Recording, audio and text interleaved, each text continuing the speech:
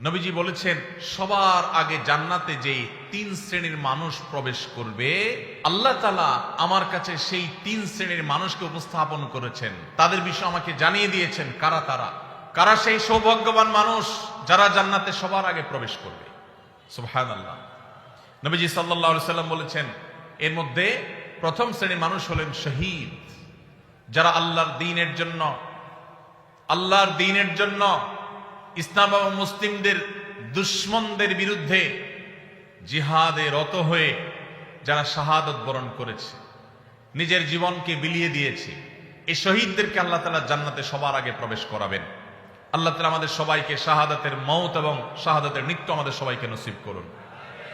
দ্বিতীয়ত নবী সাল্লাল্লাহু আলাইহি সাল্লাম বলেছেন ও আফিফুন মুতাআফফিফ, যে মানুষ তার চরিত্রকে কোন প্রকার কালিমা লাগতে দেয় না।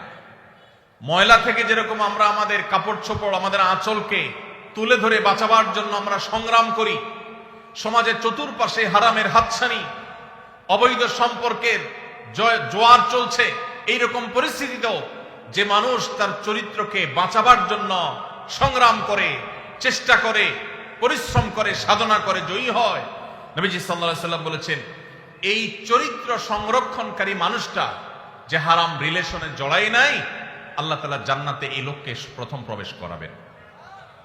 আর তৃতীয়ত হলেন ওয়া আবদুন আহসানা ইবাদাতাল্লাহ ওয়া নাসাহা লিমাওয়ালি, যেই কৃতদাস আল্লাহর ইবাদতও ভালো করে, আবার তার মালিকের কল্যাণও কামনা করে, মালিকের কোনো ক্ষতি চায় না, অর্থাৎ বান্দার হক আদায় করে, আবার আল্লাহর ইবাদতটাও সুন্দরভাবে করে, সেই কৃতদাসকেও আল্লাহ তাআলা জান্নাতে সবার আগে প্রবেশ করাবেন। ভাইরা আমার, এই হাদিসের সনদ নিয়ে মুহাদ্দিসদেরকে একটু আপত্তি তুললে অন্য অনেকেই এটাকে গ্রহণযোগ্য বলেছেন। এই হাদিসের আলোকে আমরা যারা আমাদের চরিত্রকে হেফাজত করতে পারবো, আল্লাহ রাব্বুল আলামিনের এই বিশেষ পুরস্কার, সবার আগে জান্নাতে যাওয়ার সৌভাগ্য আমাদের অর্জন হবে। আল্লাহ তাআলা আমাদের সবাইকে সেই সৌভাগ্য অর্জন করার তৌফিক নসিব করুন। যুবক ভাইরা আমার, চরিত্রকে হারাম থেকে বাঁচাবার জন্য কারা কারা নিয়ত করেছেন একটু হাত তুলুন তো। আল্লাহ আমাদের যুবক ভাইদের চরিত্রকে হেফাজত করার তৌফিক নসিব করুন। আল্লাহ কোরআনের মজলিসে তারা ওয়াদা করেছে, আল্লাহ এই যে হারামের যে হাতছানি, আমাদের যুবকের ইমানকে হরণ করবার যে শয়তানের চেষ্টা, এটা থেকে আমাদের যুবক ভাইদেরকে আপনি বাঁচিয়ে দেন। আল্লাহ ইমানি শক্তি দান করেন, আল্লাহ ইমানি জোয়ার দান করেন, ইমানি চেতনা দান করেন, ইমানি তেজ দান করেন। আল্লাহ এই যৌবনকে তোমার দ্বীনের জন্য কোরবান করার তৌফিক দান করেন। আল্লাহ হারাম থেকে বাঁচার মতো শক্তি আমাদেরকে দান করেন। ভাইরা আমার, আমরা যদি আমাদের চরিত্রকে হেফাজত করি, লাভ কি আমাদের না আল্লাহ? আমরা যদি আমাদের চরিত্রকে হেফাজত করি, লাভ কি আমাদের না আল্লাহ? আমাদের। ভাইরা আমার, কি লাভ? লাভ হলো আল্লাহ সুবহানাহু ওয়া তাআলা যারা নিজেদেরকে হারামের পথ থেকে বাঁচিয়ে রাখে, তাদের জীবনে যখন বৈবাহিক সম্পর্কের মধ্য দিয়ে একজন বৈধ হালাল সঙ্গী জীবনে আসে, সে যুবক, সে যুবতীদেরকে আল্লাহ রাব্বুল আলামিন সচরাচর দাম্পত্য জীবনে সুখ, প্রকৃত অর্থে তৃপ্তি, সত্যিকারের যে ভালোবাসা, সেই ভালোবাসা আল্লাহ তাআলা নসিব করেন তাদের জন্য যারা তাদের যৌবনকে হারামের কালিমায় জড়াতে দেয় না।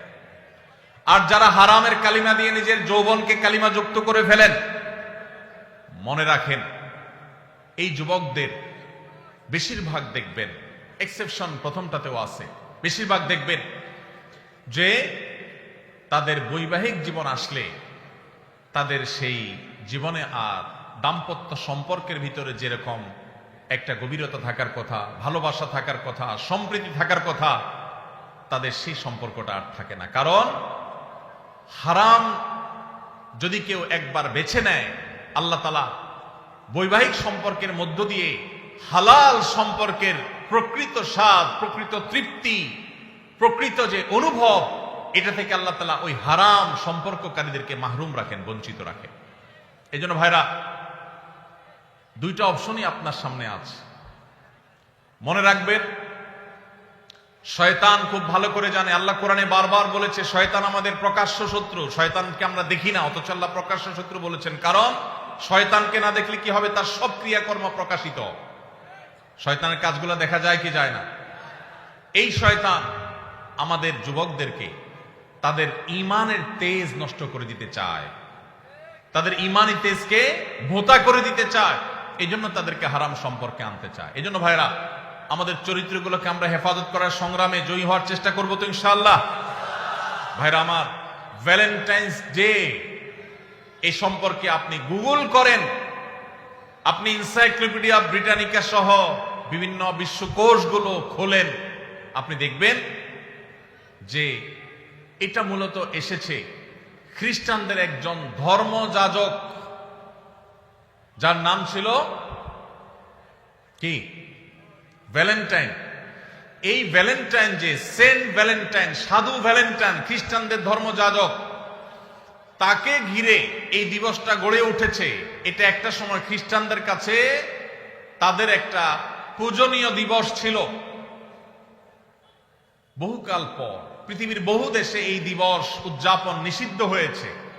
অনেক কাল পর ইংল্যান্ডের গিফট আইটেম ব্যবসায়ীরা তাদের ফেব্রুয়ারি মাসে বরফে ঢাকা পরিবেশে গিফট আইটেমের ব্যবসাকে চাঙ্গা করবার জন্য, বেচা কিনা হয় না এটা বাড়াবার জন্য, এই ভ্যালেন্টাইন্স ডে কে তথাকথিত ভালোবাসা দিবসের মনোকে এটাকে বাজারজাত করেছে তাদের ব্যবসায়িক ধান্দায়।